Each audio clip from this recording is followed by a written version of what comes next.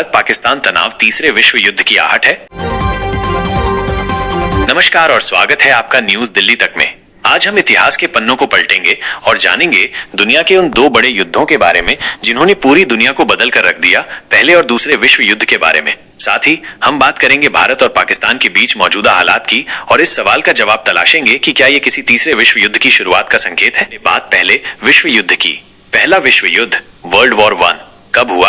ये युद्ध 28 जुलाई 1914 को शुरू हुआ और 11 नवंबर 1918 तक चला, यानी करीब 4 साल। क्यों हुआ? इस युद्ध का तात्कालिक कारण ऑस्ट्रिया हंगरी के आर्क ड्यूक फ्रांज फर्डिनेंड की सर्बियाई राष्ट्रवादी द्वारा हत्या थी। लेकिन इसके पीछे कई गहरे कारण थे, जैसे यूरोपीय देशों के बीच जटिल गठबंधन, जर्मनी, ऑस्ट्रिया हंगरी, इटली का ट्रिपल अलायंस और फ्रांस, रूस, ब्रिटेन का ट्रिपल एंटेंटे, साम्राज्यवाद, नए उपनिवेशों पर कब्जे की होड़, सैन्यवाद, देशों द्वारा अपनी सेनाओं को बढ़ाना और राष्ट्रवाद की भावना। आर्क ड्यूक की हत्या के बाद ऑस्ट्रिया हंगरी ने सर्बिया पर हमला किया और गठबंधन प्रणाली के कारण एक के बाद एक देश इसमें शामिल होते गए। कौन हारा, कौन जीता? इस युद्ध में दो मुख्य गुट थे। एक तरफ थे मित्र राष्ट्र, एलाइड पावर्स, जिसमें शुरुआत में फ्रांस, रूस, ब्रिटेन, इटली, जापान जैसे देश और 1917 के बाद संयुक्त राज्य अमेरिका शामिल हुए।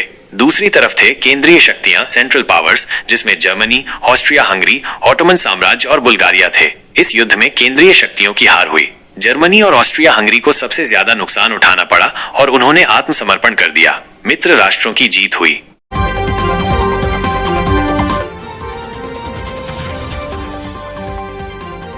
पहले विश्व युद्ध के बाद दुनिया ने सोचा था कि अब ऐसा युद्ध कभी नहीं होगा, लेकिन दुर्भाग्य से सिर्फ 2 दशक बाद दुनिया ने दूसरा और भी विनाशकारी युद्ध देखा।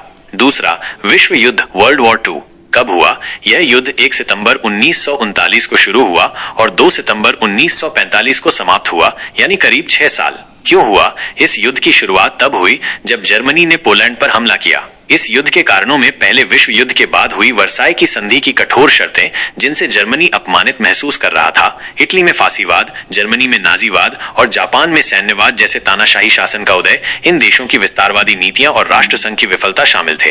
कौन हारा, कौन जीता? इस युद्ध में भी 2 प्रमुख गुट थे। धुरी राष्ट्र, एक्सिस पावर्स में जर्मनी, इटली और जापान प्रमुख थे। मित्र राष्ट्र, एलाइड पावर्स में ब्रिटेन, सोवियत संघ, संयुक्त राज्य अमेरिका, चीन और फ्रांस जैसे देश शामिल थे।